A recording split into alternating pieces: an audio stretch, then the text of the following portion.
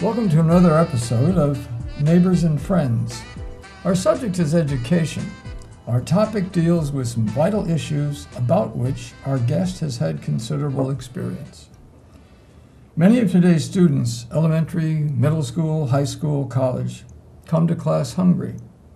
Others are suffering from diabetes, overweight, learning issues, and obesity. Recently, obese U.S. students represented as many as 30% of all of our student bodies, many more than in Germany and the United Kingdom, which used to hold this dubious title. Our guest designs food service facilities intended to encourage good nutrition at all levels, which behavioral scientists have reported may profoundly affect for the better the learning environment in our schools. Our guest tonight is Angela Phelan, the Senior Vice President of the Clarion Group, a food service consultancy. Welcome to our show. Thank you very much. One of the things that we'd like to discover is how you became a food service consultant and expert. Where did this all begin?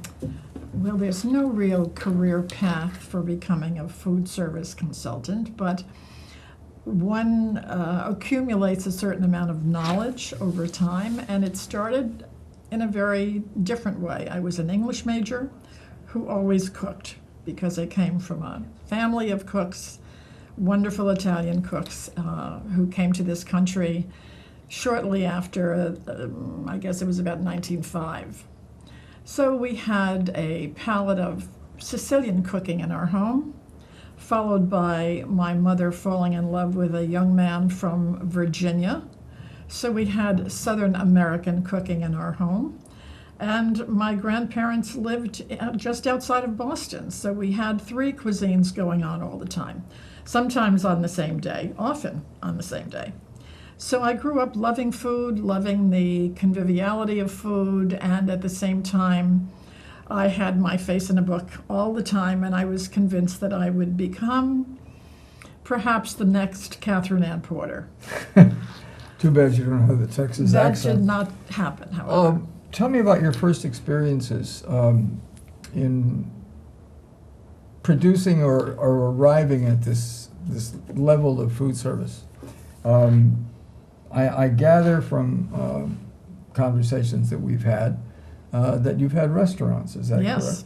I started out with a little gourmet shop in Westchester County, and there I found myself cooking for the community, cooking for my friends, and I believed then, and it was in the early 70s, that at some point in time all women or most women would be working every day. And I wanted to be able to provide them with freshly made food as if they were gathering it from their own sideboard. So I opened my little gourmet shop. I was discovered by Bloomingdale's and found myself in the big world. In what way? Well, suddenly I wasn't cooking for 50, 60, or 100 people. I was preparing food for hundreds of people every day.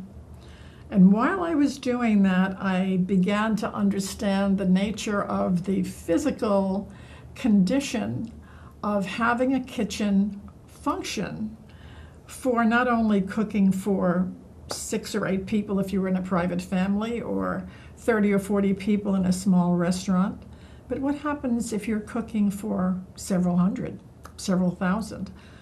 And that interesting question sort of propelled me forward out of cooking and into design. The design of food service equipment and how a kitchen is organized usually falls in the realm of architecture. Right. And yet, I know that with the kind of food service consulting that the Clarion Group does, you're often critical of what the architects come up with. And why is that? Well, architects, of course, have a sacred place in the world in terms of designing buildings and designing environments. But very often, they're not people who like to eat very much. And even if they do, the concept of designing kitchens is often based on the linear perfection of the drawing rather than how this is going to work in real life, in real time. I've found that to happen very frequently. So as it's turned out, most architects who design big facilities, big buildings, hire a company like Clarion to design the kitchens for them because that's just not in their bailiwick. When you talk about feeding hundreds or thousands of people, the usual image that we have is of cafeteria lines with hot tables and with massive kitchen equipment behind the scenes where usually no one sees them. How do you feel about the difference between what you might find today and what once existed a long time ago? Well, what existed for many, many decades were gigantic kitchens with huge cauldrons and images of people stirring huge vats of food with big paddles, all of which is pretty depressing and not very appetizing. It came to pass that as that food was spread out across the nation, people rebelled. Kids in school hated cafeteria food when they were in high school. We all have those images in our minds. Those kitchens were designed by people who really thought they were doing the right thing. You're cooking for thousands. That means you need 2 enormous containers to make soup of maybe 300 gallons in each one. Well, that isn't the way life works, and that isn't the way anybody eats anymore anyway. So now we have reduced the sizes of the kitchens to a much more human level. And because equipment is so good now, you can cook wonderful food in short periods of time. This is not to say that it is convenience food. It's fresh food made in ways that are much more agreeable and appetizing. Yeah, I notice when I go to Starbucks that I can get a breakfast sandwich that's piping hot and fresh off the griddle, except there's no griddle. There's no griddle, but there's a wonderful little oven. One of them is called a Turbo Chef, but now there are half a dozen companies making them, and it uses a variety of heat and convected air so that you can actually roast a pork chop in something like 12 minutes. I have done this. I worked with the people who built those machines and found that I could make amazing things in short periods of time. So I redesigned kitchens, made them much, much smaller and much more immediate and much more user-friendly. Well, the user-friendly part interests me. Now, you also owned a restaurant down in Maryland, did you not, in Solomon's Island? Yes. Tell us about that. How did that come about, and what elements from your past did you bring to bear to make the restaurant what you wanted it to be, not what someone else might have wanted it to be? Well, I had just finished designing 2 restaurants for Union Station in Washington, and I decided that I wanted to stay in the mid-Atlantic states. Discovered there was a restaurant opportunity. I could rent this beautiful building in Solomon's Island, and some friends from New York agreed that it would be a great idea and decided to join me in the project. And I opened a Tuscan restaurant in the middle of hush puppy territory. That was pretty brave. It was. It was a little foolish, possibly now. I quake to think what I didn't know when I started that project. But the fact is that it was another laboratory for me in a way, but I truly believed that people wanted to see food prepared in front of them. Did they? Yes, they did. They were amazed to discover that the kitchen was enclosed in a glass box in the middle of the room, and they could watch the entire process. And they were just mesmerized by it. Mesmerized in food, that doesn't sound like a normal reaction. But it is. You also, as you told me earlier, taught housewives how to cook. Yes. when I came back from Paris, in between being a... Let me interrupt you. What were you doing in Paris? Oh, yes, I went to Cordon Bleu for a little while. Cordon Bleu, just like couple months. Somebody else we know went to Cordon Bleu. In between being a copywriter and the rest of my life, I went to Paris and learned some very wonderful and interesting things. Mostly I learned how much I loved Paris, but when I came back, I discovered that in 1963, 64, that young women with several months' experience in Paris were virtually useless in the food industry in New York City. They were not interested in me. They didn't want to have women in the kitchen, and they were quite snarky about it. However, after a certain length of time, I found a wonderful woman, French woman chef, who did hire me, and I learned a great deal from her. However, my personal life got in the way. I suddenly found myself married with children and moved to the burbs. But there I was with all of this new information that I wanted to share, so I opened a cooking school in my home. How many pupils did you have at a time? I had a wonderful big kitchen, and I had 6 or 8 students at a time, and they never wanted to leave. So after I did, the 8 or 10 week course, they would say, okay, we'll come back in 2 weeks, give us another 8 or 10 weeks. So this went on for about 5 years. Wow. You also had a brief experience working for the New York Times, I think you mentioned. Well, it was several years working at the New York Times, That's where so I brief. learned a great deal about medicine, because I worked for the man who was considered the medical editor of the paper, Howard Rusk. And Doesn't he have a name on a building over yes, there on 34th yes, Street? the Rusk Institute, a very fine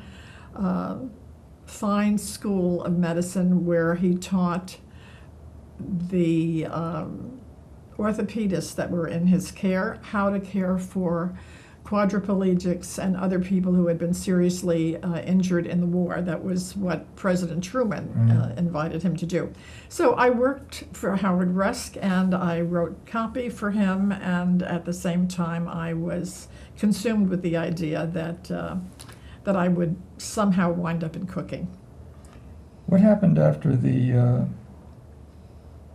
episode with home cooking, teaching, and then the restaurant came into being? When did you become a food service consultant? Well, that happened only about 13 or 14 years ago. I began to realize there was much to do. I wanted to do it all, but I couldn't. I was invited to do a project for Swiss Bank, and while there I learned that there was a whole other world that I could employ myself in. That was a lucky stroke. We're going to take a little break right now, but we'll be back in a few minutes. Terrific. Hi, this is former Governor Tom Kean. I answered the Jersey call to service. Now you can too. Join me and thousands of people from all corners of New Jersey in making the positive changes we need. With only a couple of hours, you can learn how to bring solutions that will cut government waste and improve the quality of life in your hometown. Answer the Jersey call to service. Go to jointhecampaign.com.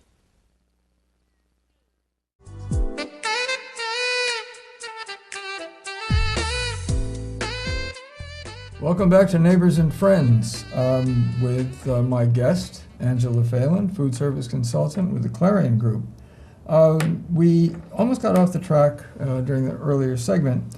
You mentioned that you were a kitchen design book editor, and I also understand that you, in a more professional sense, designed a food service cafe at the Naval War College in Newport, Rhode Island. Yes, I did. How did that turn out? Well, I hope they liked it as much as I did. The facility, when we were asked to go and look at it, as often when you're a consultant, you're asked to go and do a walkthrough and make an evaluation. And they were concerned about the health of their officers and the fact that at the War College, these gentlemen and some ladies were there for a respite from their frontline activities, and they wanted them to eat well and learn more things about being in the war college, but they also were very concerned about their health.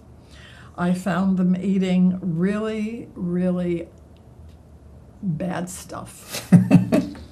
How would you define bad stuff as I far as would food is define concerned? bad stuff as a tremendous amount of hamburgers and donuts washed down with a lot of soda. You left out salt. And Yeah. everything was pretty salty. There were lots of French fries and lots of salt. That brings us, since the Naval War College is, after all, a college first and war second, to your views on feeding students in schools, all the way from elementary to postgraduate. In what way does feeding children, at whatever age they happen to be who are in school, differ from feeding people in restaurants and in public places? It doesn't differ at all. How would you approach doing it now? Well, for people who are aware of what's happening in the world of food and what is happening in the world of health, there is no way you can separate the two. And people in restaurants, of course, have free will to eat what they want. What is presented to them, of course, will affect enormously what is available to eat. In school, the difference is that a set menu is put in front of children of all ages. There is some variety, but up until recently, the idea was to give them what they wanted, so-called, and it was fast food of one variety or another, things that were very familiar that they might eat, like various forms of fried potatoes, various forms Pizza. of chicken and pizza and so forth, but lots of food that was really not very healthy. How would you change that formula for children Well, one of the today? reasons it happened goes back to our childhood. When we were all children, grammar schools did not have kitchens. They had small gymnasiums, and everyone ate at home. And so they were all subject to their parents' eating habits. Once women moved into the workplace after the Second World War, that's when things really began to shift. Women were working, and so there was a need to feed children in school. Those schools that didn't have kitchens had food brought in mostly from a commissary or from some high school that had a big kitchen. So perforce, everything had to be more convenience-oriented. And what happened then, this tremendous disconnect from the reality of real food to products that the agriculture industry found they were able to purvey, meant that children were eating more and more things that had been made many, many weeks or months ago, frozen, brought to a school, re-thermalized, my favorite word, and then trucked over to this little school where these little children were, many of them, sitting cross-legged on the floor in the hallways eating this lunch. One of the things that we discussed before the program, and which I'm familiar with, is the poor nutrition of high school and elementary and middle school students today, many of whom I occasionally teach, come to school hungry or sleepy or otherwise not ready to learn. Do you have any suggestions about how we can solve that issue? I am not a nutritionist, but what I do know is that we have got to make the facilities capable of bringing food to the child, the student, the adult who happens to be in a work situation in a way that is acceptable and desirable. If you have small children that have to be fed and there is no dining facility in that building, there has to be a change, a tremendous change made in terms of the mindset of either remodeling that school or building new schools that are much more, again, user-friendly for the child. One of the things that we discussed earlier, which I think is a brilliant idea, is to make breakfasts available to all students. How would you do that? Well, this was not original with me. There are a lot of people thinking about food and feeding children. Apparently, one of the major proponents of that particular idea is a sociologist, I believe, at Hunter College, who believes that all children in public schools should be fed breakfast across the board, no matter who they are. It shouldn't have any bearing on whether they have an economic issue or not. I think it should be across the board of all students everywhere, even in private schools.